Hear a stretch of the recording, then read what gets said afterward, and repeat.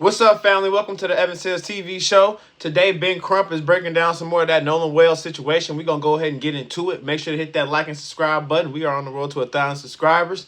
Let's get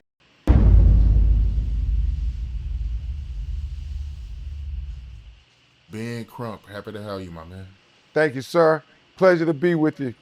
Ah, man, it's a pleasure having you. I mean, it's so much I want to ask you. It's so much I want to get into. I know you're a busy guy, so I don't want to take up that much of your time. Nolan Wells, for the people that's unfamiliar with that case, can you break that down? Certainly. Um, Nolan Wells was an 18-year-old black teenager who, on 4th of July, was celebrating with his friends, and he went out on Horn Island. He went with his three other friends, at least what we have in the photograph, um, and they were young white teenagers. He was the only black teenager. And somehow they all came back home safely on the 4th of July, but right. Nolan Wells did Was not dead. come home. His mother, their families announced that he was missing. They Yeah. were, out of their mind with concern. And then his body was found washed up on shore 2 days later, Yeah. face down, dead. Do y'all believe that? Like, do you think he just drowned and he just washed up on shore 2 days later? You know what I'm saying? Like, I refuse to believe that's how it happened, man. And so then everybody started to try to say, well, what happened? When you look at the videos, there were 300, 400 people out there. And what we've been saying, somebody knows something, somebody saw something. Um, there was a young lady named Katie who said that, you know, she was talking to Nolan, but then he got back on the boat with the people he came with or got back on the boat with the boys. And the Yeah. boys who were on the boat with him said, Nolan said he was going to stay behind with Katie uh, and that Right. he was not going to go back with them. One of the things that has Right. That's another thing I did notice is Ben Crump. Katie was supposed to. Katie said that Nolan got back on the boat with the boys. They talking about a lot of witnesses, but Katie's a witness, and she said he got back, and even her friend said that they only seen Nolan in passing. So there's a lot of evidence against these. It's just a lot of evidence. been bewildering is the fact that if he says he's going to stay behind, why doesn't an 18-year-old get their cell phone? If they're Right. not going to go with the boat, why would they leave it with them? His Right. mother, called his phone 3 times, got no answer after they started getting concerned. And it Which is was when they crazy. did the Life 360, trying to say, find my phone. So as you can't say you didn't know you didn't have a phone because she called 3, 4 times. So right, you know what I'm saying? You see the phone ringing, and they had to go do the find my phone. iPhone is what he talking about, just to go find the phone at the friend house, which is ridiculous. That to me that is crazy. Is when she found out that the phone were with the friends. And so her friend went to get the phone. And when they got the phone back, they discovered that there were a lot of Snapchat messages that were deleted. They also Mm. found that there were some texts deleted. So that was That's why they're gonna subpoena. That's why they're subpoena Snapchat and Meta and their messages because they noticed that something was deleted. Somehow, some way, they could tell something was deleted. So it's finna get interesting to see what got deleted, what time, when it got deleted, and see if these time stamp matches up. Because if the time frame matches up, it's finna get real. very concerning to them as they're trying to figure out, what happened to my child? He, Yeah, our child is dead, and we have no answers. Nobody's yeah, telling us anything, And so Right. it became just an incredibly painful ordeal for them trying to find out what happened to Nolan Wells. And then America became engaged in this matter because it wasn't adding up to anybody. You know, Exactly. he says, I'm a. Now that is very true. This thing didn't make any sense. You know what I'm saying? That's a lot of people saying Ben Crump is just saying what he got to say to start race riots. I don't I think in this situation it just genuinely don't make any sense. Why is Nolan dead? And it's we hate to put race in it, but it's like there is a group of white kids that went home and Nolan didn't get to come home at all. So that just doesn't make any sense to anybody. Stay behind, but he leaves his cell phone.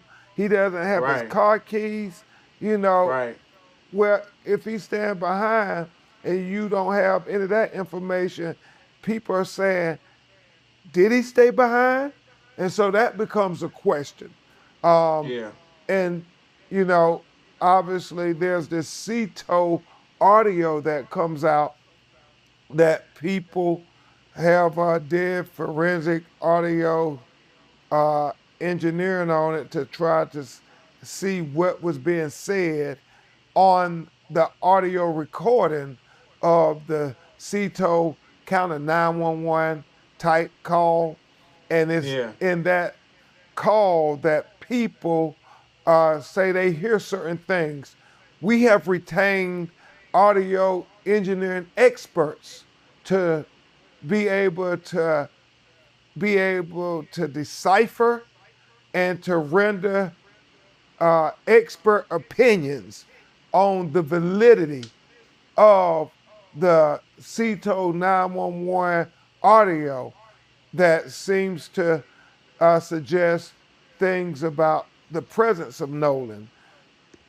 So what he's saying is they got experts that's making sure that audio was valid, and they getting their expert valid opinion on what the hell was said in that audio. So they really breaking this case down. It's really finna And unfold. so we are trying not to speculate, we're trying to investigate, but we are asking questions, questions that don't add up to us. And that's what everybody's been doing because everybody says, how can this 18-year-old college football player who's in tip top shape just go missing and Yeah. nobody knows anything? Nobody's seen anything. And the Yeah. sheriff within, hours after he was discovered, his dead body, they claimed that, you know, that no foul play, accidental drowning is what they suggest. And his family are saying, we can't accept that when you make that conclusion without doing no investigations. And so what they want is a full, impartial, fair investigation into what happened to Nolan Wells. In our community, we see people investigate it very zealously. And so we want the same thing for our children. We want them to zealously investigate this matter just as if they would if the roles were reversed.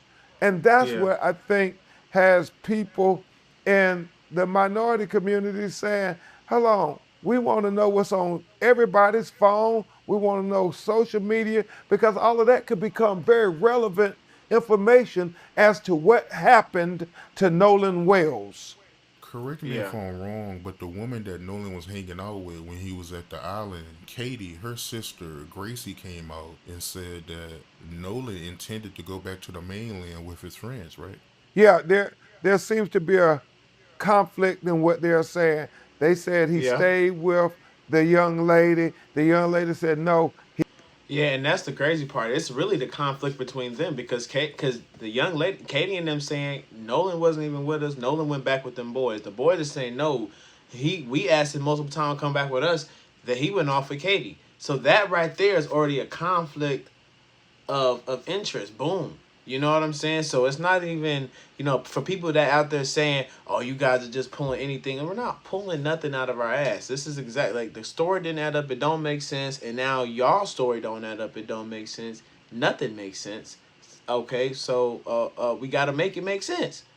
And so what happened? I think he's asking the right question. What did happen to Nolan Wells? He You know what got I'm back saying? on the boat. And so, that seems to be one of the biggest issues that everybody is trying to figure out, as well Right. as the independent autopsy where he had red discoloration at the back of his brain that was found in the second autopsy, and also the fact that the initial state medical examiner kept possession of Nolan Wells' throat.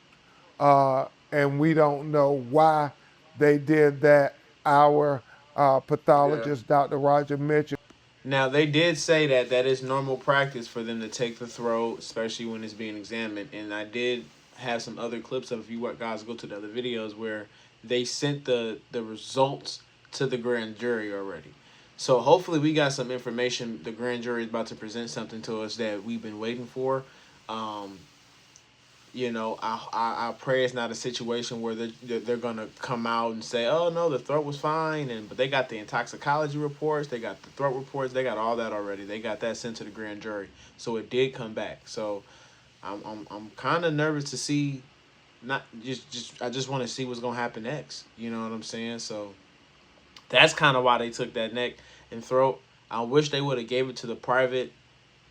I mean, as well, so they can examine it and we can get answers from them, so it can be from two different valid sources. But we're gonna have to work with what we got, because I just don't think we're gonna get. I think what they sent to the grand jury, that's as deep as we gonna get.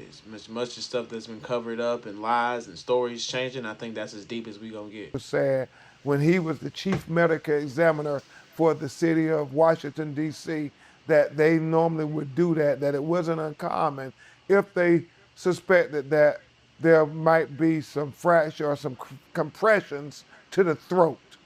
So after y'all did the autopsy, from what you know, what do you believe that was on the back of his neck? We can't speculate. We know that we think Dr. Roger Mitchell should have the benefit of looking at all the autopsy notes and observations and photographs from the first autopsy, and then have, you know, the state medical examiner be able to look at all of his notes from the second autopsy and try to Yeah. work together to figure out what conclusions that they can draw from the autopsies, both of them. Right. And then also waiting for toxicology. That becomes a factor in finding out the manner and cause of death. But Dr. Mitchell said, and this is a very, very important, he said, if it's a drowning, then that still doesn't answer the whole question of what happened to Nolan Wells, because he Right. said then there are questions about, was Nolan Wells' condition of his body conscious or Right. unconscious when he went into the water? Furthermore, he said, did he go into the water uh, unforced or forced? He said all those things become factors. They do become factors, because now it becomes, did he slip and drown and nobody seen it and you guys pulled him out, or did you guys force him to be submerged in the water? Was did you guys kill him and then threw him in the water, or did you guys force him to die in the water? Like, these things, these questions matter. So it's not just a matter of, oh, he got water in his lungs, he drowned. There's redness in the back of his head. If there is water in his lungs, what about the toxicology report? Um, Obviously, everybody was drinking. That's a problem. But I think something happened. Something serious happened, and it got bad real quick. You know what I'm saying? This was not a regular drowning. If he did drown, they probably tried to play it like that. You know what I'm saying? But it wasn't a drowning. And if, even from the phone call, even from the stories not matching up, nothing's making sense. And even like Ben Crump said, it didn't make it makes it. Not only did it not make sense, and it was so off that it got all of America involved. We're literally sitting down right now watching the video, all concerned. What really happened to this boy? Makes a lot of sense. And I know his friend Warren Hudson, he came out with an interview where he made a statement about how Nolan, he was drinking liquor on the boat. You heard about that? Well, Everybody we don't was. know. We want the toxicology to come. We know when you hear the CETO audio call, it appears that there was some intoxication. But again, toxicology can tell us that. And people's firsthand eyewitness testimony can tell us that. We want answers. As I've said over and over again, I am for truth, no matter who it implicates or who it exonerates. I am for justice, no matter who it convicts or who it acquits. And I am certainly for transparency so all of us can see and we can have trust in the system that this was a fair, impartial, and complete investigation. That's what everybody would want if this was their child. That's the truth, man. That's the truth. Everybody would want the same thing if this was their child. We got to stop playing like this. This is a serious situation. I really hope the truth comes out. That's all I can say about it, man. Until next time, like I said before, man, y'all hit that like and subscribe button. We on the road to 1,000 subscribers. If y'all want more content, keep supporting, family. I appreciate it. Until next